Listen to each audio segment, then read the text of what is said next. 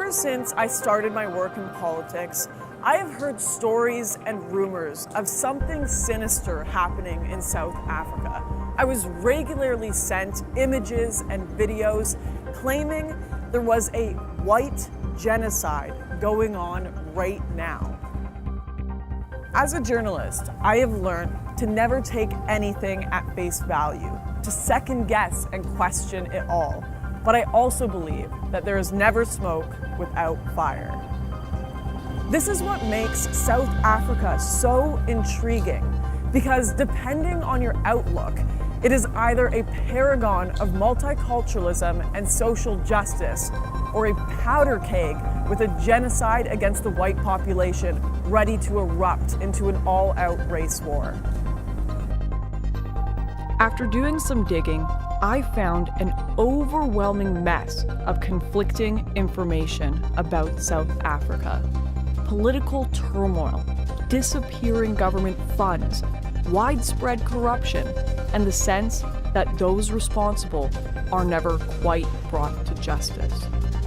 I found stories about the most gruesome murders imaginable with almost no statistical proof of their existence. I tried to put the pieces together, but there were just too many missing. With the left wing and establishment media calling the farm murders a non-issue and praising the Rainbow Nation, and the far right predicting a civil war, I thought surely the truth must lie somewhere in the middle.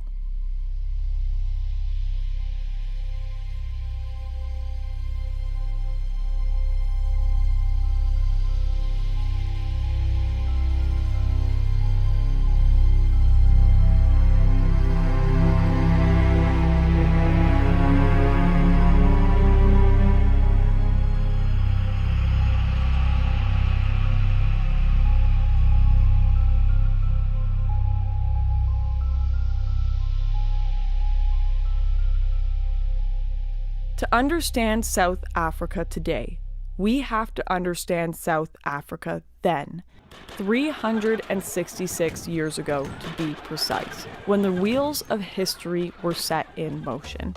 It all begins in 1652, when the Dutch East India Company, or the VOC, became the first European group to establish a permanent settlement on South Africa's western coast. At this time, the rest of the country was inhabited only by the Khoisan people, an ancient nomadic group who foraged the land long before the black tribes migrated south into the modern-day KwaZulu-Natal. The VOC made its first purchase of land from the Khoisan people in 1671, establishing the Cape Colony in the areas surrounding what would become Cape Town. But it did not treat all under its rule well, and many children of the settlers were born into indentured servitude. Seeking a life beyond the VOC, a group known as the Trekboer set out beyond the borders of the Cape Colony in search of a free, semi-nomadic farming life in the country's interior. They were joined by the first of the Voortrekkers in 1836, a larger group that would eventually form the basis of South Africa's modern Afrikaner population. As their great trek reached its peak, war erupted among the Bantu tribes in the north as they migrated across the modern South African border. In 1816, a king named Shaka ascended to the Zulu throne. Within a year, he had conquered almost all of the neighboring tribes who were vying for control of the region. This period is known as the Mfecane, the Zulu word for crushing, scattering, or forced migration. In 1823, a rebellion under Mzilikazi split off from the Zulus and headed north into the Transvaal region, where it is estimated between 1 and 2 million Bantu people were massacred, leaving the area almost completely depopulated. It was during this time that several tribes, the Mfengu and the Ngwane among them, were forced to flee south, putting them on a direct course for the trekking Boer. This was unfortunate for the Boer, who had been making deals with smaller tribes in the area, trading favors, livestock, and weaponry for land. These deals between the Boer and the Bantu occurred frequently throughout South Africa's history. It wasn't long, though, until fair and mostly peaceful exchanges of land between whites and blacks gave way to violent, militaristic ones. In 1828, a new Zulu king, Dingane, took the throne. Piet Retief, a notable Voortrek leader, was determined to make civil deals with the tribes. He was granted land for his caravan of Voortrekkers in exchange for the return of 700 cows that had been stolen by a neighboring tribe. After returning these cows to the Zulu, Retief and his trekkers made settlements on the agreed-upon land, and in a show of good faith, the king invited Retief and a band of his men to witness a special performance put on by his soldiers. There was no show. Instead, the soldiers restrained Retief and marched him and 100 of his men to a bridge where they were beaten to death, leaving Retief for last, so he would be forced to watch the murder of his men and his son before he himself was killed. Dingane went on to massacre Retief's entire encampment, including hundreds of women, children, and many Khoisan people who had traveled alongside the Voortrekkers. The incident became known as the Winen Massacre. While the Boer advance across the country was mostly peaceful, the Bantu tribes fought ceaselessly, killing white, black, and Khoisan people wherever they found them. In 1910, following the surrender of the Boer to the British, the Union of South Africa was formed. It comprised all of the now established colonies and united them as one legislative union. For a time, separation of blacks and whites was only a social convention, not the rigidly enforced legal structure it came to be. But after the election of the National Party in 1948, what we now know today as apartheid, a word that quite literally means separateness, was formally introduced across South Africa. A slew of new laws, including bans on mixed-race marriages and the Population Registration Act, which required people to register as black, white, colored, or Indian, were all introduced. And many of the descendants of the Bantu tribes were moved to the Bantustan areas, known today as the Black Tribal Homelands. In all aspects of life, blacks and whites became separated, often almost entirely. In the 1970s and 80s, apartheid became the focus of a global pushback. The UN brought sanctions, while internal resistance to apartheid began to find greater support. In the face of both peaceful and violent resistance, the National Party began a brutal crackdown. The crackdown only radicalized South Africa's anti-apartheid activists even further. In 1961, Nelson Mandela, then a member of the South African Communist Party, co-founded the Spear of the Nation, the armed wing of the African National Congress that rules the country today. The group, often abbreviated to MK, publicly announced its existence with 57 bombings on one day. Ultimately, with the help of the CIA, Mandela was arrested and spent the next 27 years in prison. During this time, the resistance to apartheid only became more radical. In 1986, Mandela's wife Winnie publicly endorsed the new trend of necklacing, a form of execution used against blacks thought to be collaborating with the government. They would be forced to wear a rubber tire filled with petrol around their chest or necks before being set ablaze. Eventually, following international pressure and the fear of a race-based civil war, the National Party released Mandela and entered into negotiations with the African National Congress, formally ending apartheid in 1991. 3 years later, Mandela led the party to victory in South Africa's first multiracial election, securing his presidency and bringing about a new constitution, emphasizing racial reconciliation.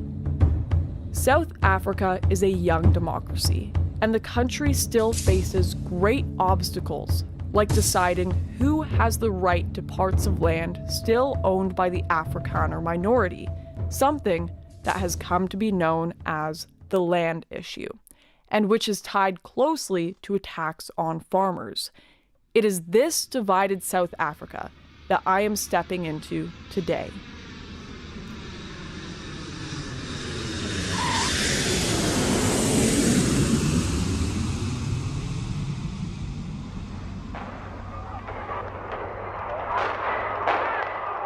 There were running battles in the city's Unit 9 last night between police and protesters. All roads leading in and out of the city have been closed due to violent protests.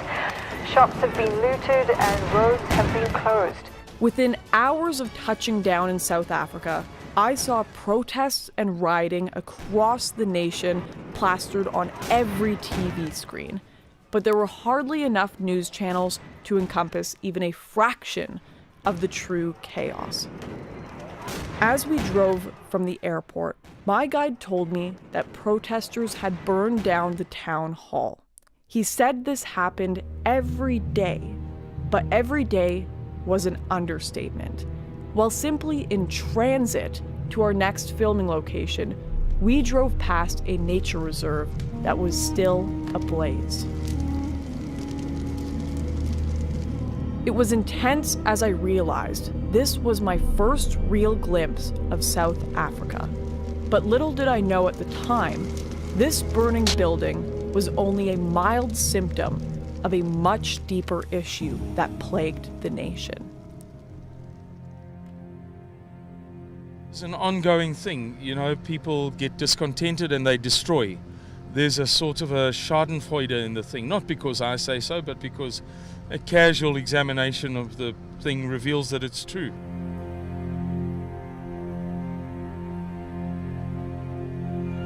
There has been, for many years, going back to apartheid, but currently too, a habit of burning down schools if the children are discontented with the headmaster, for example.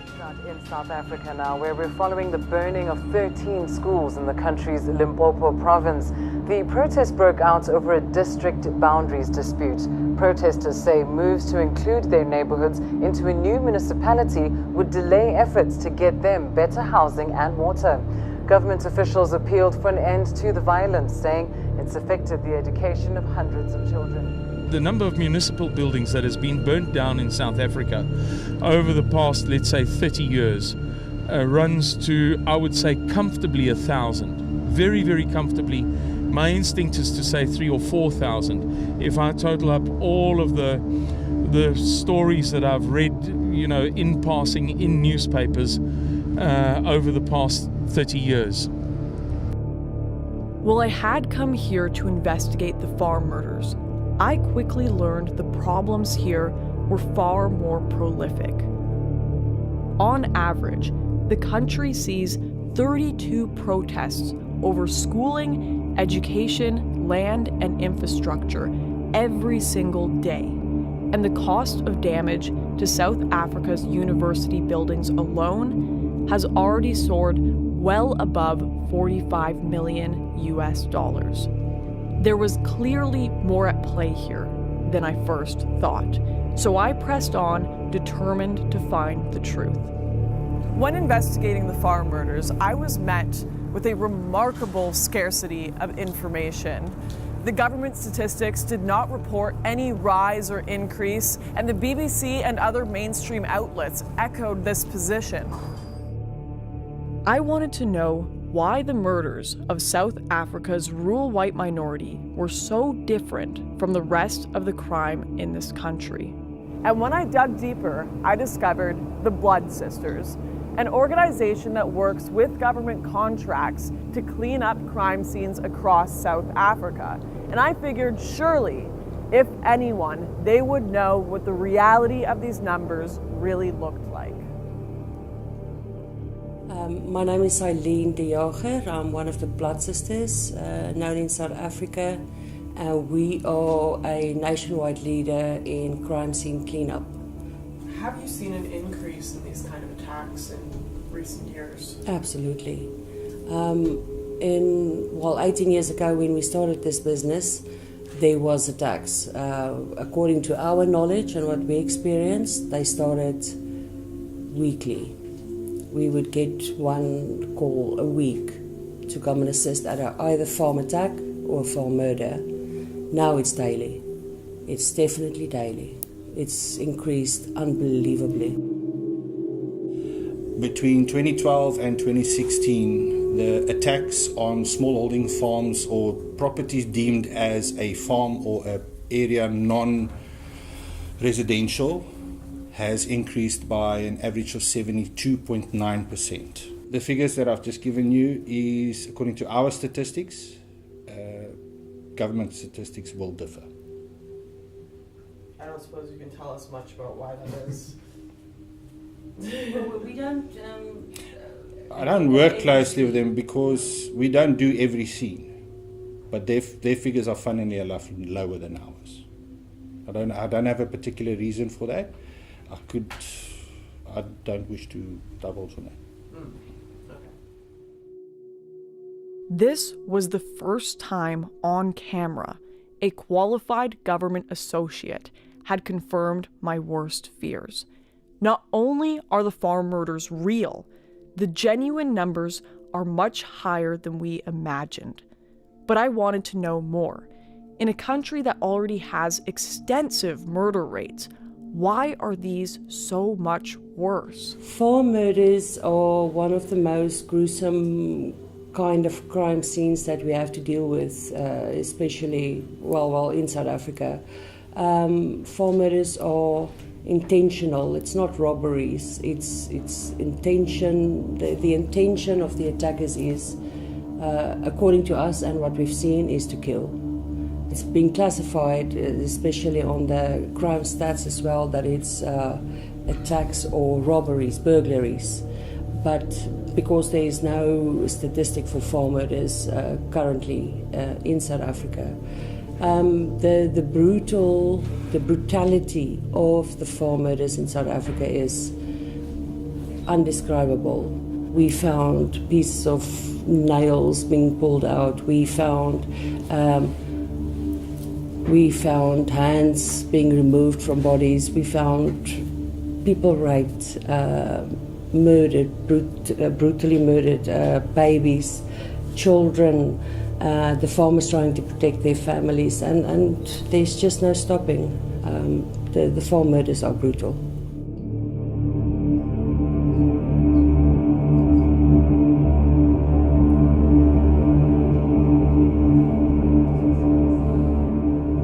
Another one that stays with me is in Johannesburg, just outside Johannesburg. We had a farm murder where 5 people came in. It was arranged by their domestic worker, and they drowned the 12-year-old boy in boiling hot water. So we had to remove the skin from the bath as it was peeling off him in the hot water.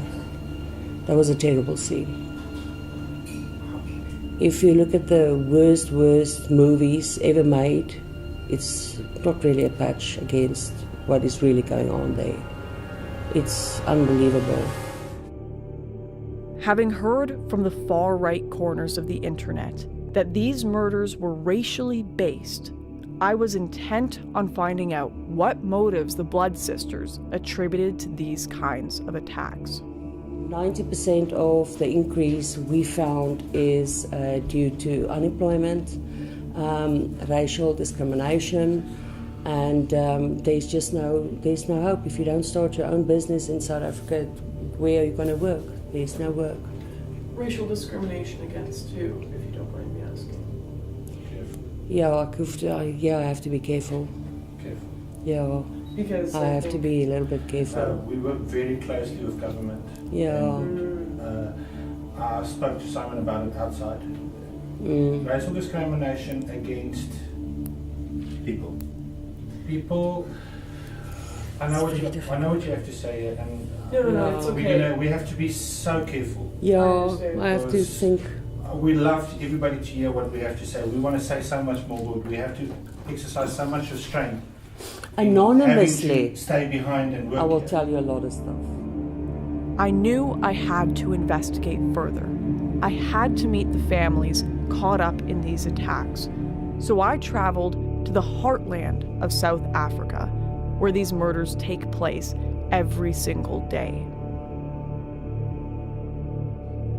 The history goes back, we are now third generation on this farm, third generation.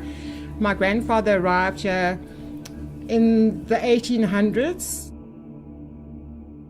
He died of a heart attack, and then my dad inherited this portion and his brother inherited the top farm, which my dad eventually over the years bought back. So it's been in the family for more than 100 years. Myself and my 3 siblings grew up here, went to school in Graafnet, which I'm sure you came through, and then went to study in Cape Town, and yeah, it was always our dream to come back, and it was always the intention to come back, not under these circumstances though. My dad was living alone, my mum was in an Alzheimer's home, so this is quite hard. And there was this guy, Sali, and he lay in wait for my dad. And at 9 o'clock that night, he knocked on the back door. My dad opened the door, and he shot my dad in the stomach. My dad managed to get to the phone to phone my aunt. And then he phoned the neighbour and said, "Listen, I've been shot." And the neighbour could hear the rest of the gunshots. And then the phone went dead. There were 8 shots.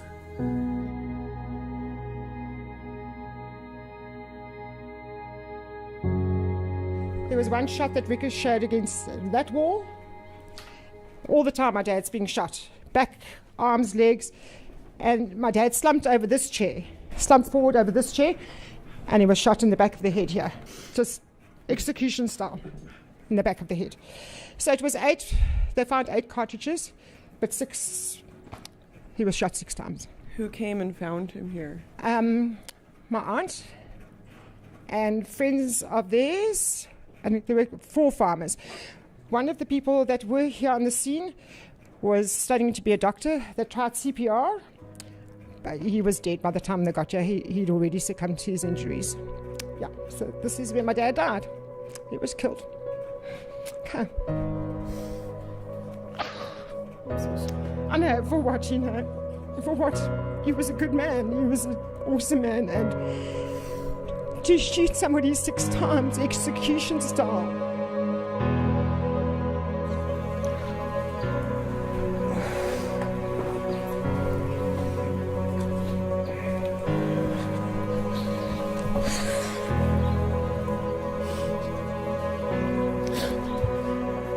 You think it gets easier, and it never does, unfortunately. My dad was, and you will back me up, and everybody will back me up. My dad was the most loving person. Cold-bloodedly just gutted for, and so all they took about 20,000 rand in the safe. They took that, helped themselves to food in the fridge, and then hit the road, and then bumped into, or saw all the farmers arriving, and ran. And they spent the night, the 2 of them, at one of the farms, and got back to Aberdeen. And by Saturday morning, the farmers had caught both of them. The farmers, not the police. The farmers. It was a tip-off. and the farmers caught them, and eventually the police apprehended him. So were these people brought to justice? He got 15 years. 15 years. So, if with these 15 years, he can sit for six years and he'll come back. And he'll probably come and kill us or kill another farmer because he knows how easy it is, that he's got away with it. But no remorse whatsoever. Nothing. He spun so many stories in court that the judge eventually just said, rather keep quiet because I don't believe you. So justice hasn't been served yet. Listening to Janine's story, standing in the exact spot it had happened, was intensely uncomfortable. But it would not be the only sobering story I heard that day. Just hours after sitting with Janine, and only 50 miles away, we entered the farm of another family who had been tormented by the nation's growing crime wave. The Haas family have had to go to extraordinary measures to protect their family after their father was shot in the face during an attack at their home. I woke up one morning and heard a terrible noise. My son and my little daughter were in the house, and I don't know why, but I just screamed. It happened so fast. I ran to my bedroom window and I just saw people jumping over the wall, and it was already over. I went outside and I saw the blood. Only then did I realise my husband had been shot.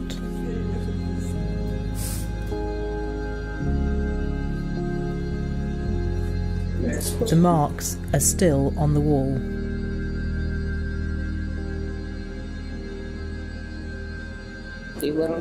You hear about this every day.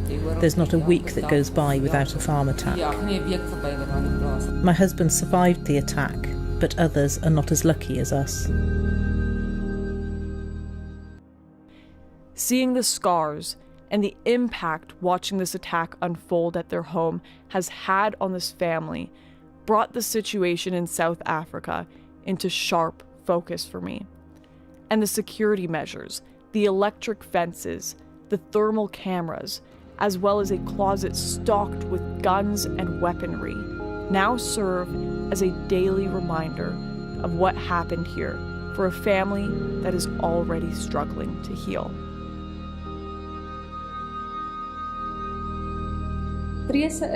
During the week, I'm alone here.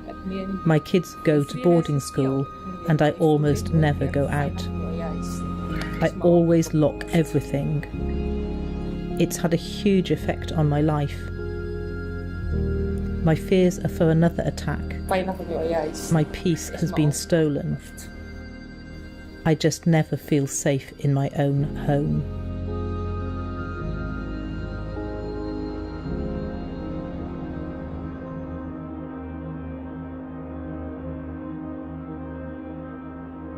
Outside the charmed world of rich and famous influencers who paint a story of security and prosperity from within their gated communities in Johannesburg and Cape Town, it seemed everywhere in South Africa there was a story of tragedy and bloodshed to be told.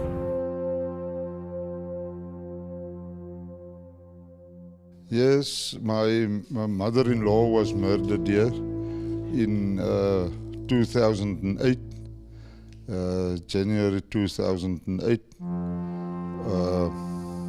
They had strangled her and with a belt of her,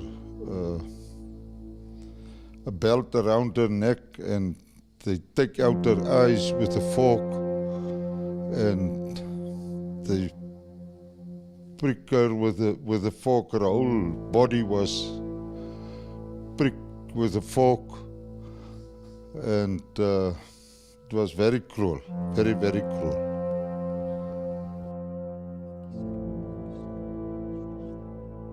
You see, the problem is I will never go back and buy a farm there. I will not. It's too risky, too capital intensive, to make yourself safety, because you're not safety even you're on a tractor. Doesn't matter where, because they ambush you.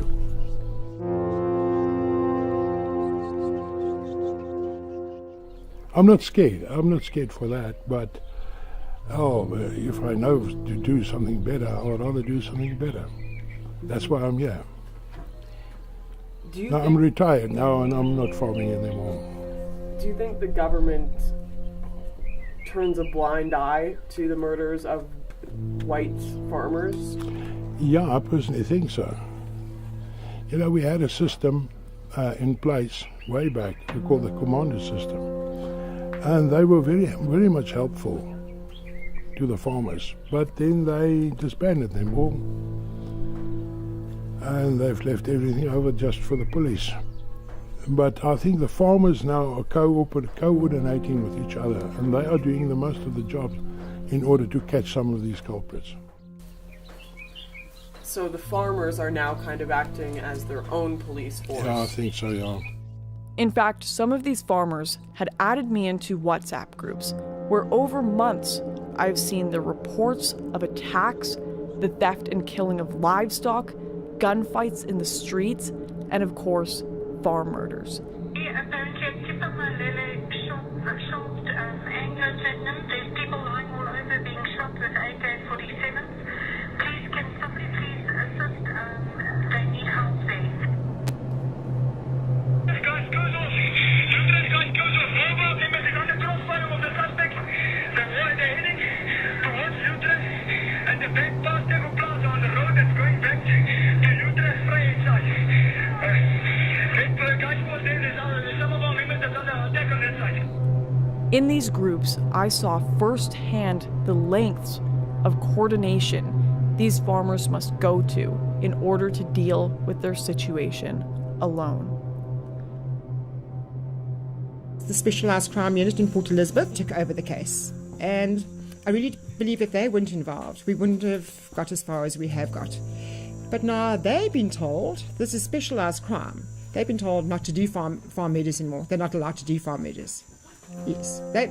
My dad's case was the last case they were allowed to do. Why? The government.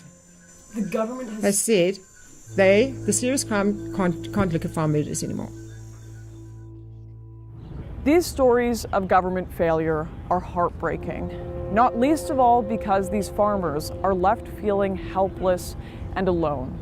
I was due to move on to the last leg of my journey when I was introduced to a man named Louis, who lost everything in a drought that hit his region. Basically, we are in a drought, and the state has declared it a disaster. They allocated 375,000 to our district, but it did not reach us. Nobody knows where the money is, but it has obviously been stolen, and it's made everything much worse. Louis showed me around his farm, where the effects of the drought were a striking sight.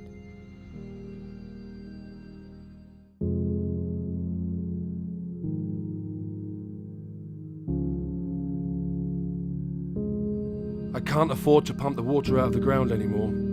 It has gotten me into massive debt. It's no longer even affordable to run my machinery, pump the water, or go to the wholesaler and buy the basic ingredients to feed my cattle and maintain the farms.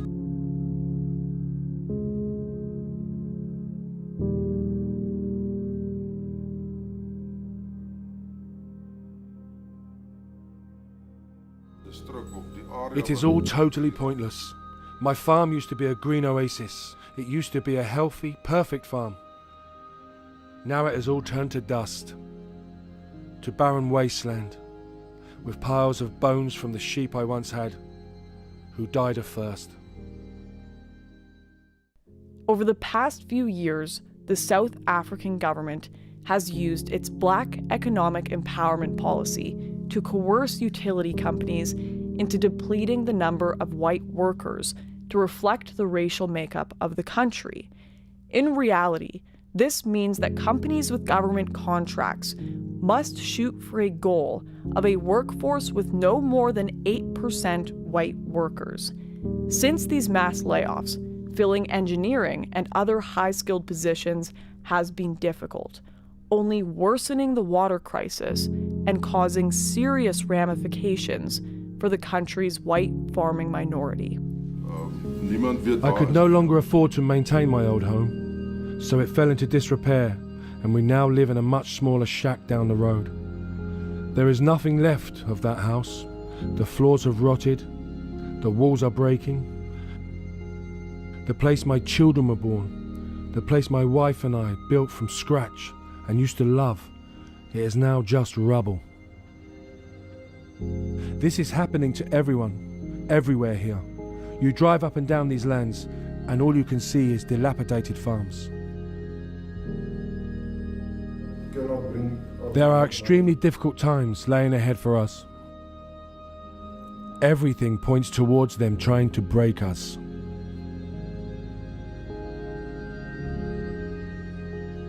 In a nation so dependent on these farms for its food and for some of its major exports like Angora mohair, it's hard to believe the government is doing so little to help, or worse, as some are speculating, purposely withholding aid as they battle with farmers for the land.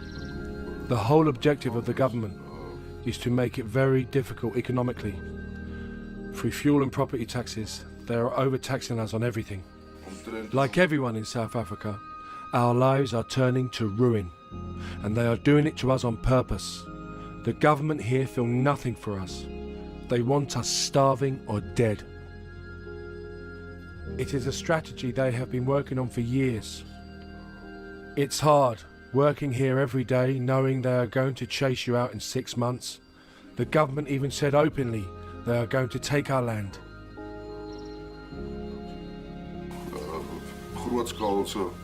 I will never recover from this. I just hope my children can have a better life one day. Spending time with Louis on his dying farm has been a truly heart-wrenching experience.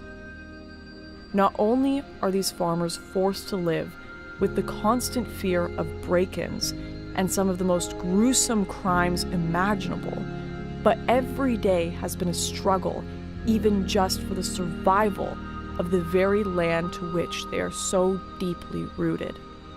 To make matters worse, if the government follows through with their promises, Louis will shortly be losing all his land as well.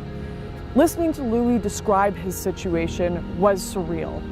It was far too removed from the reasonable middle ground I expected to find between the left and the right's posturing of the issues facing South Africa. Only days after leaving South Africa, I saw Louis' fears vindicated in Parliament. The ANC announced they would absolutely be taking white land by force, expropriation without compensation. Even the ANC's most famous leader, Nelson Mandela, a known radical communist, at least believed in the concept of compensation. He didn't even propose a motion this extreme. This will be the first time in modern South Africa we see something like this play out. In fact, all of South Africa's political parties have steadily become more radical in their approach. The EFF, which holds 10% of the vote, are notorious for singing an anti-apartheid song at their rallies, calling for the deaths of white farmers.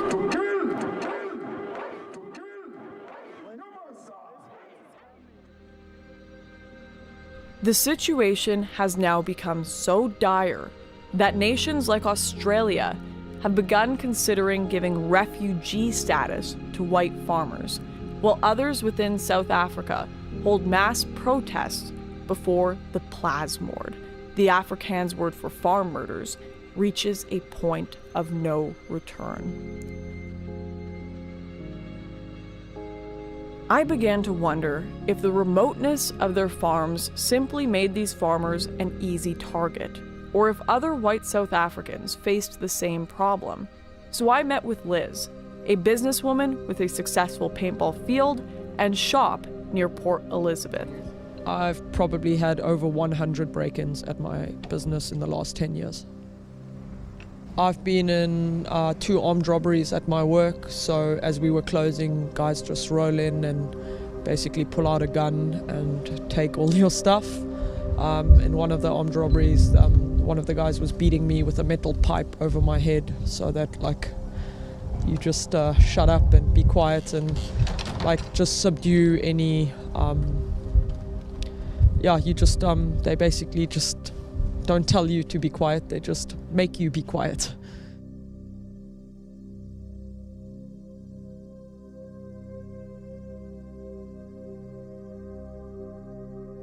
You mentioned to us earlier that many of your sales are more for self-defense paintball guns. Can you explain that? Basically, a lot of people are getting robbed these days at their homes and at their work, and they buy paintball guns with solid balls and pepper balls because it's a non-lethal defense form. You don't need a license. Getting a gun license in South Africa is very time-consuming, very costly, and you're not guaranteed that you're actually going to get a license. So a lot of people are buying paintball guns from us to basically shoot anyone who's on their property or trying to get on their property with a solid ball that's basically made of nylon or fiberglass, and it's like a deterrent. Things have gotten so bad that Liz has been forced to bring armed security for her daily cash out. Sometimes, when we're busy, then like my dad will come to the range and basically bring his gun, and then we just have that as a extra precautionary measure because like you never know what's going to happen. It's like the Wild West at times. Some people watch Wild West movies. There's days where you feel like you're in your own Wild West movie in Africa. Just days after visiting Liz, she was the victim of another armed break-in. Like many other white South Africans, she has now decided to close down her business and attempt to leave the country.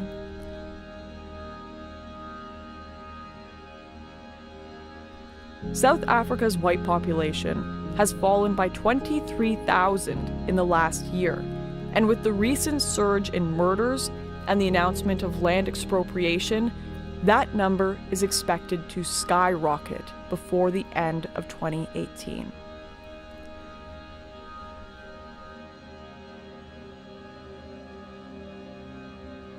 To get to the bottom of why this was happening, I wanted to meet some of the nation's policymakers to hear their side of the story. So I managed to secure an interview with Thabo Mokoena, a powerful businessman and a member of the ruling party's provincial executive committee, and someone I have been advised is a major force within the African National Congress. So there's been like very slow progress in terms of addressing the land or redistributing the land. So we must speed up. And it's not the question that government does not have money for compensation or there is no money for compensation in the system. I think it's just part of the problem is that the bureaucracy is way too slow and then it undermines, the good objective. So you need to have like cutthroat departments that understand the agency and the plight of the people.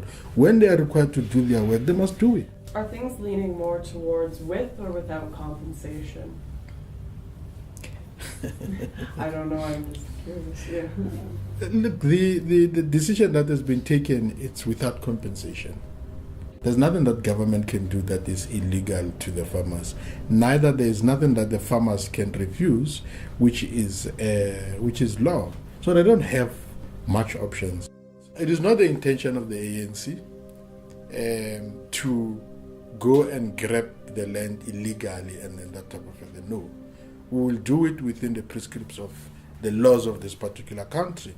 And then if it means that the laws of this country are not adequate to address that, the first thing to do is to introduce the new laws that allows us to be able to. But once it's law, no farmer, no person that can come and say that I am going to disobey this law. No, do it at your own peril.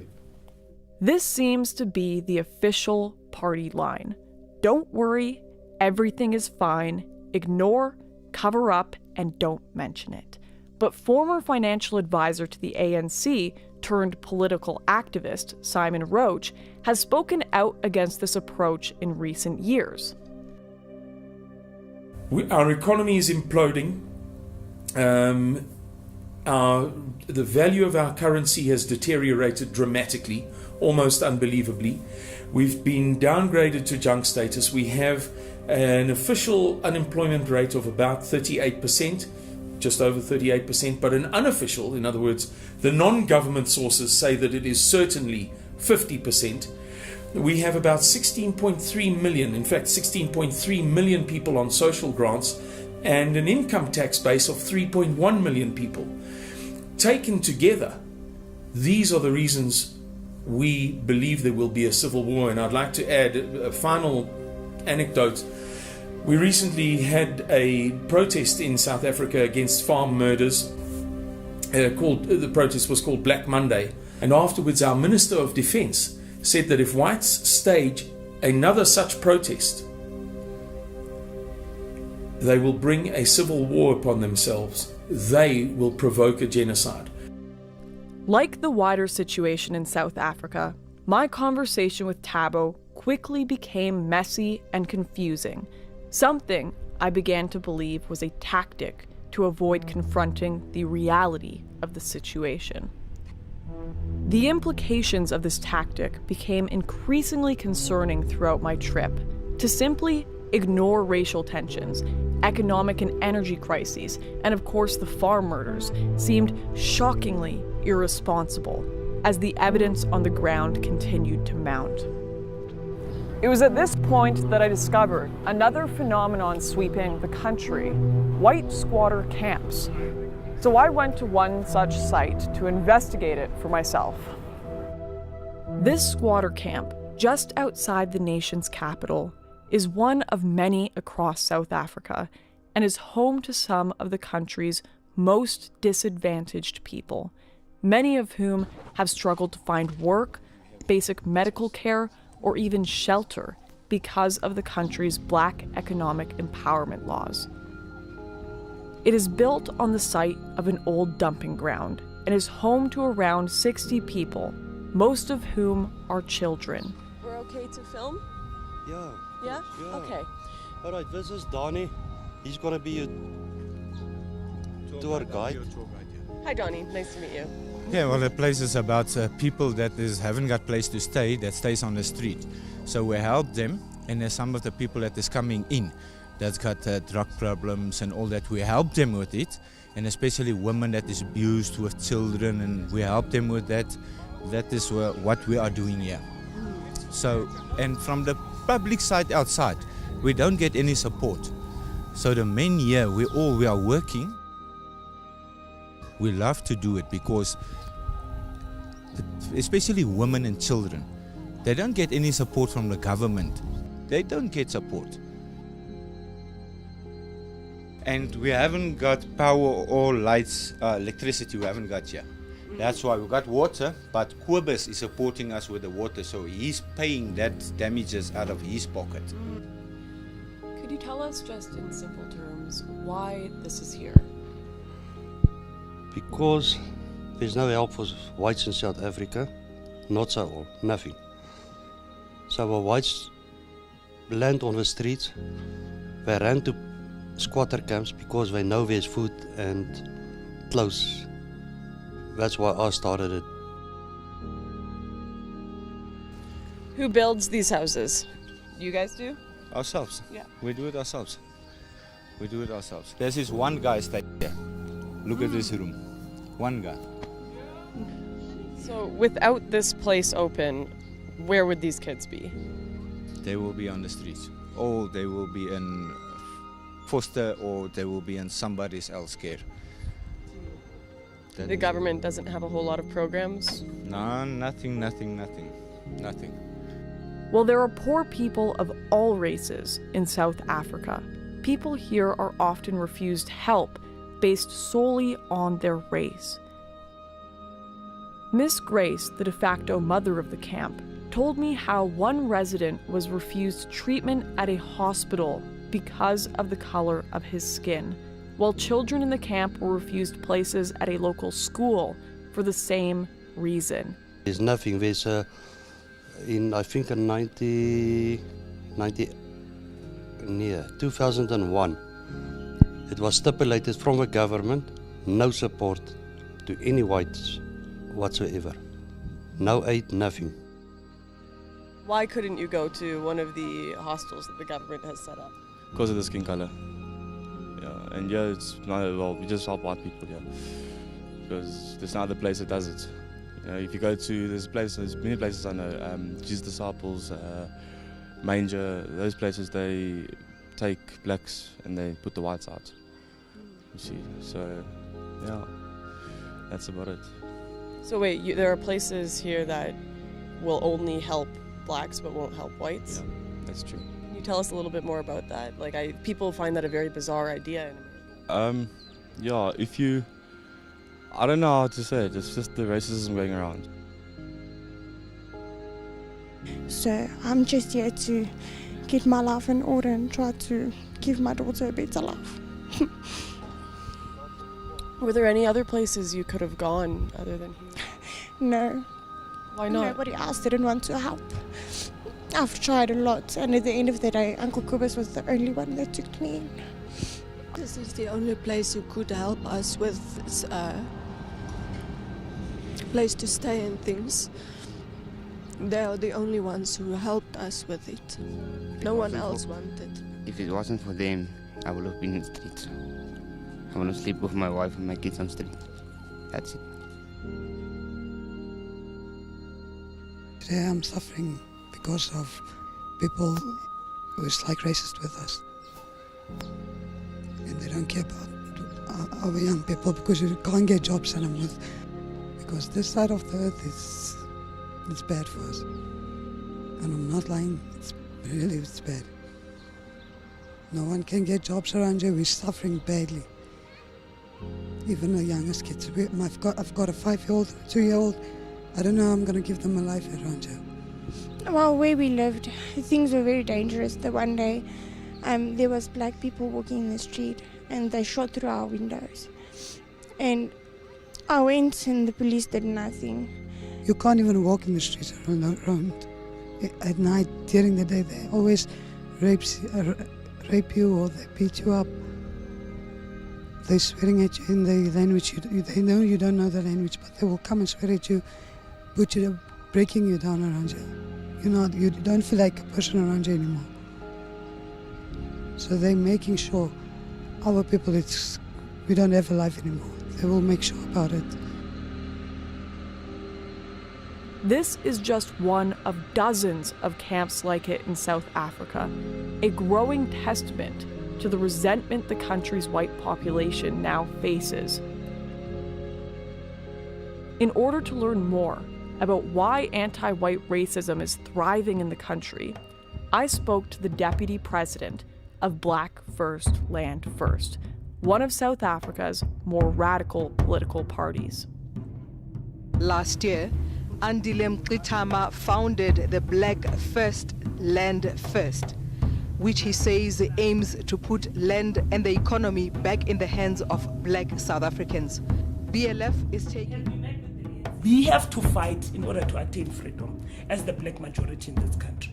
And the fight has to be located in taking back the land and expropriating back into the people, in seizing the means of production and expropriating everything, or rather redistributing everything equally. A society that would embody a value system that puts black people first will have to be attained through confrontation, unfortunately, because our people have waited for so long, right? We've waited for so long, peaceful, and nothing is happening in terms of changing our lived experience, right? In fact, the settlers know that very well. So we are already at war. Our people are at war in farms now. White people and persons like Breitenbach are land thieves, and they have no stake to this society, and the black majority understands that, and we will respond accordingly. I think black people have been patient enough for more than 400 years of colonialism, and we don't want you to feel pity for us. We are coming for you, and we are going to get everything that you own. It's ours.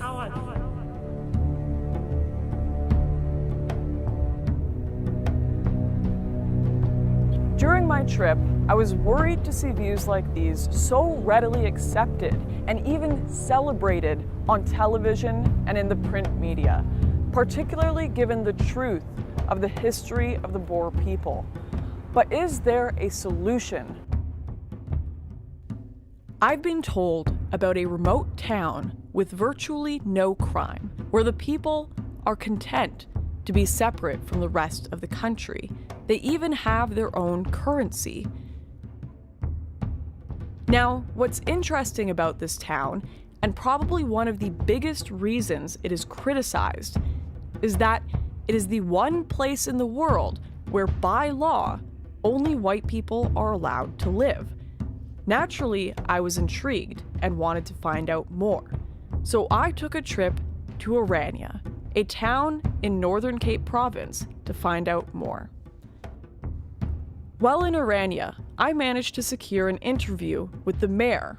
My guide explained to me that Mr. Boshoff had turned down interview requests from mainstream news outlets like CNN and BBC, so I took the rare opportunity to sit down and discuss his vision for the town on camera. The Orania movement is 30 years old this year. It was created in 1988 when it was quite clear that minority government in South Africa was unsustainable and that some agreement needed to be reached with the majority of the population. One line of thinking was that human rights and constitutional guarantees would suffice to look after Afrikaners' interest in South Africa. It was clear to us and our leaders at that time that it would not be sufficient, that in Africa especially a constitution is not always worth the paper that it's written on, and that we really needed something more structural, more concrete. One thing that really stands out here is the near total lack of crime. Everywhere I went, people left their cars unlocked with the windows down. I was struck by the sight of a moped with the keys left in the ignition all afternoon, in a country with some of the highest crime rates in the world. Let me say with a certain amount of pride that if it's not zero, it's quite close to zero. There are petty crimes of different kinds in any community. But in terms of the crime wave that is all over South Africa, we don't have anything of that kind. And there's different ways in which you could reach the point of a close to zero crime rate, and we have succeeded in doing that. This single white enclave has been the subject of international derision for its apparently racist mission to keep Afrikaner culture alive. But what I soon realized is that the concept behind this town was no different to that of the black tribal homelands, an area of land 10,000 times the size of Orania that South Africa's white minority are still forbidden to live on today. It's no more racist than any black community, of which there are literally thousands in South Africa. And I say that because we don't define ourselves in the first instance in terms of race, but in terms of culture and language and a whole tradition. To people in the West, this town may seem bizarre, but it's clear that like many other places in South Africa, and indeed the world, the people of Orania consider the threat to their culture great enough to take extraordinary steps to ensure its survival. Orania movement members are more than 5,000 at the moment. So it's small, it's relatively small, but nonetheless, we've created a kind of alternative that is ready to grow. I was certainly struck by the sense of peace in Orania, something which stood in stark contrast to many of the other towns I visited while in South Africa. Orania is just one potential solution to this crisis, and for the people living there, it seems to be working. On and off camera, many people, both black and white, did suggest segregation as a potential solution to this crisis. And even more worrying is the growing number of people preparing for a race-based civil war if another solution cannot be found. Simon is now one of the senior members of the Sightlanders, the world's largest non-state civil defense force, a network of around 200,000 members who believe a civil war is coming, and their only option is to be prepared. Simon invited me to the home of one of its members to take a look at the kind of preparations these people are making. Okay, so these are the preparations of the Erasmus family, which includes a hydroponic system to be taken with them in their vehicles in the event of a civil war, a nationwide anarchy crisis.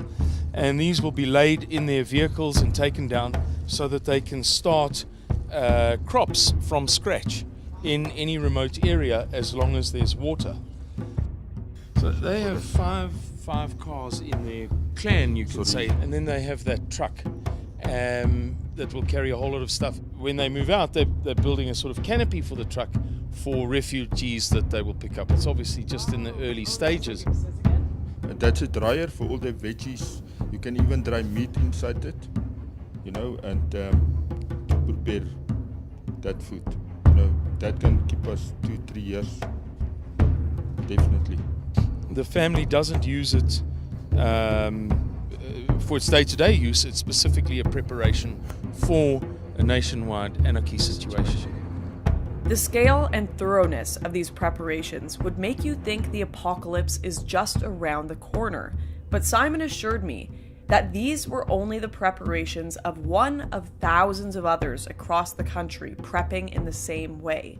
In fact, every year the Sightlanders hold a huge evacuation drill where different groups from across South Africa carry out a complex run-through of their plan for when civil war breaks out, something they believe is inevitable.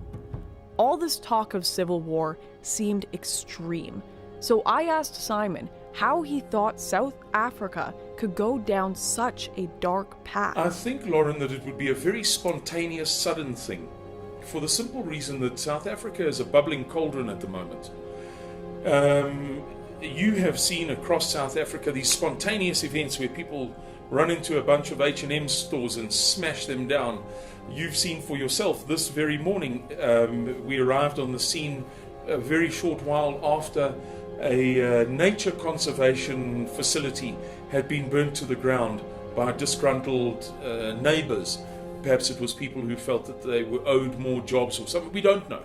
These things happen so quickly, and so many people are embittered at the moment. Our government is woefully unable to provide modest governance.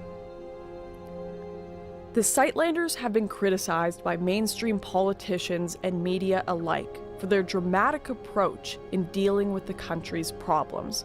But as the crime wave deepens, and the government's anti-white rhetoric is now being realized in legislation to take white land, I have to wonder, if we were in their shoes, would we be compelled to act in the same way? And could the Sightlanders be preparing for what is becoming an ever more realistic bloody future in South Africa? What I found most striking about their preparations was that we did not uncover a mass amount of weapons or offensive materials. Instead, we came upon first aid kits, a hydroponic system, and plenty of survival equipment. In fact, every year the Sightlanders hold a huge evacuation drill where different groups across South Africa carry out a complex run-through of their plan for when civil war breaks out, something they believe is inevitable. Lauren, Sightlanders organization is the first line and the last line of defense in the event that our worst fears are realized and a race-based civil war engulfs South Africa.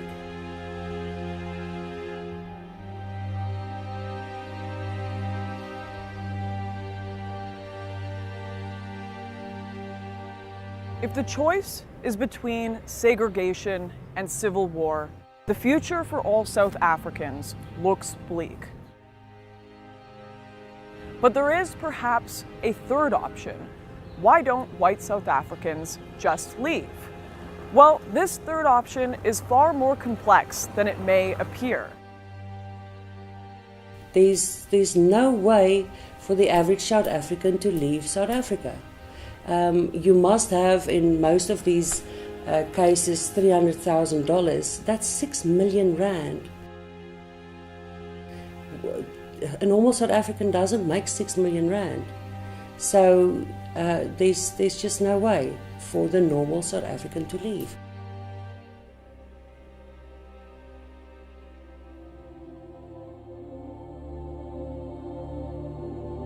The Afrikaner people are not recent migrants. Their South African roots date back hundreds of years. They have evolved their own language, their own culture, and are living on land that their families have farmed for generations. Land that was not stolen. I don't blame those that want to stay. There's something biblical about South Africa. You can feel it in the air. Their history lives in the very soil they work every single day, and many will not be convinced to leave it so easily. Beyond this, for those who do wish to leave South Africa, the process and costs have made it nearly impossible for the most vulnerable to travel beyond its borders. If I can get a chance, I will go. If I can get a better life that side of the seas, I will go. Me and my 2 kids, I need a life to make for them. Because my life is ruined because I don't have a job, there's nothing out there. I want something to happen for them. Because they're still young, I need to get it for them to have a life. Because if they don't have a life, what is going to happen? The blacks is going to kill my kids. There was rumors around here. They said it's going to come in, I don't know when. I don't know which, like Zuma, I don't know if it's Zuma or what, Malema or what kind, said if he takes over, he's going to kill our whites.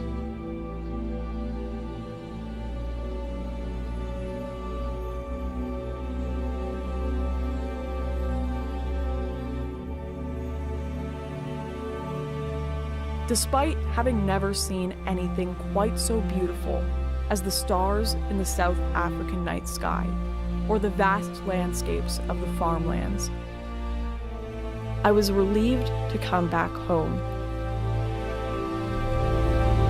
It's no life to live, putting your children to bed behind gated doors and cell block windows. Having to sleep with pepper spray under your pillow or a gun on your nightstand.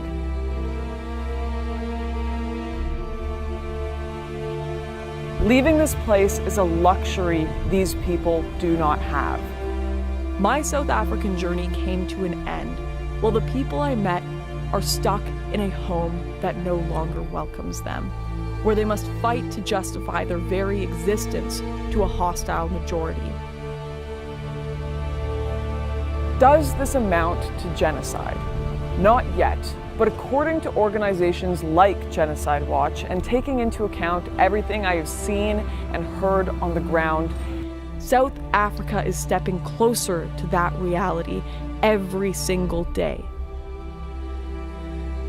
But could there be a light at the end of the tunnel? Coverage of the issue has thrown these farmers and the wider Boer population into the global spotlight, as mainstream media like Fox News, BBC, and even CNN have begun to report on this crisis. And with this story set to play out on the world stage, it will be for South Africans to face their future. But now, at least one thing is certain. With the world awakening to the plight of these people, they won't be facing it alone.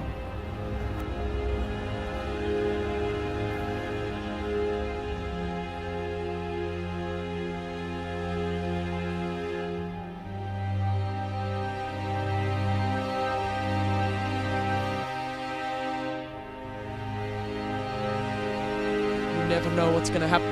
It's like the Wild West at times.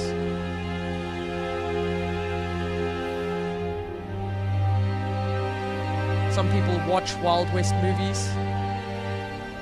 There's days where you feel like you're in your own Wild West movie.